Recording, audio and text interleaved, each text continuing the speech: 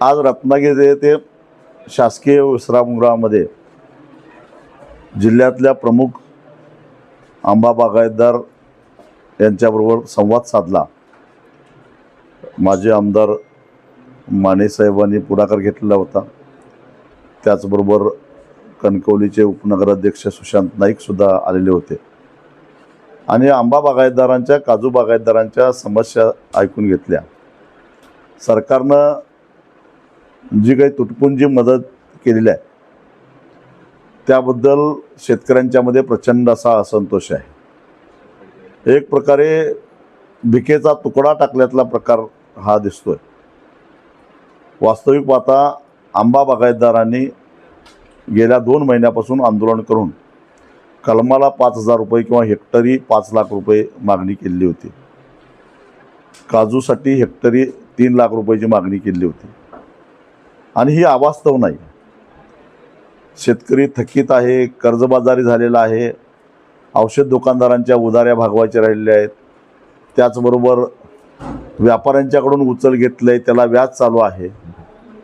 आंबा व्यापारी हे बेकायदेशीररित्या, कारण सावकारी करण्याचा त्यांचा धंदा नाही आहे, त्यांचं लायसन आहे ते आंबा खरेदी करणं आणि विकणं यासाठी, परंतु तरीसुद्धा अनेक व्यापारी आंबा बागायतदारांना ॲडव्हान्स देतात आणि त्याच्याकडं 10 ते 12% व्याजाची वसुली करतात। हे थांबवलं पाहिजे, नाहीतर त्यांच्यावर आम्ही खाजगी सावकारीचे गुन्हे दाखल केल्याशिवाय सोडणार नाही। अनेक औषध कंपन्यांनी, औषध दुकानदारांनी बोगस, बंदी असलेली निकृष्ट दर्जाचे औषधं दिलेले आहेत आणि त्यामुळे शेतकऱ्याचं मोठ्या प्रमाणामध्ये नुकसान झालेलं आहे।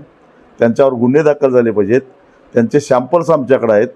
जिल्हा कृषी अधीक्षकांनी ते सॅम्पल्स घेऊन त्याच्यावर रीतसर लॅबोरेटरीला पाठवून त्याच्या तपासण्या केल्या पाहिजेत आणि त्यांच्यावर गुन्हा दाखल केला पाहिजे। अशा संदर्भातही आज आमची चर्चा झाली आणि सगळ्यात महत्त्वाची गोष्ट म्हणजे या सगळ्या शेतकऱ्यांच्या असहाय्य स्थितीचा गैरफायदा घेऊन आंबा व्यापाऱ्यांनी आंब्याचे भाव पाडलेले आहेत। वास्तविक पाहता विद्यापीठच सांगतं की 10% सुद्धा उत्पादन नाही।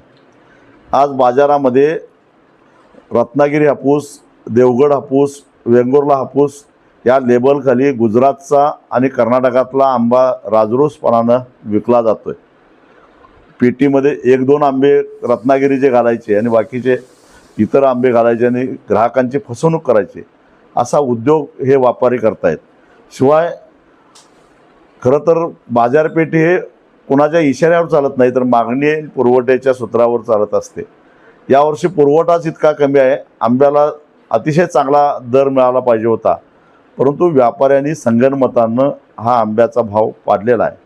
म्हणून 2 एप्रिलला वाशी मार्केटमध्ये तिथल्या सचिवांना आम्ही सांगितलेलं आहे की आम्ही काही आंबा बागायतदारांना घेऊन येतोय। त्या ठिकाणी आंबा व्यापाऱ्यांच्याबरोबर आमची एक संयुक्त बैठक घेऊन त्या ठिकाणी आम्ही त्यांना इशारा देणार आहोत, हे भाव पाडण्याचे धंदे बंद करा, अन्यथा तुम्हाला धंदा करणं मुश्किल होईल। हा इशारा आम्ही आंबा व्यापाऱ्यांना सुद्धा देणार आहोत।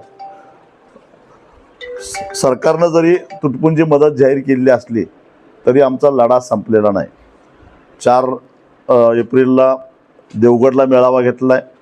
आज बैठक होती, या बैठकीमध्ये रत्नागिरीचा एक व्यापक मेळावा घेतला जाणार आहे। त्यानंतर रायगडमध्ये बागायतदारांचा एक मेळावा घेणार आहे, पालघरमध्ये घेणार आहे, ठाण्यामध्ये घेणार आहे आणि हे सगळे मेळावे झाल्यानंतर एक दिवस निर्णायक धडक ही मुंबईला द्यायची आहे सगळ्या आंबा आणि काजू बागायतदारांना घेऊन, आणि तो लढा मात्र निर्णायक असेल।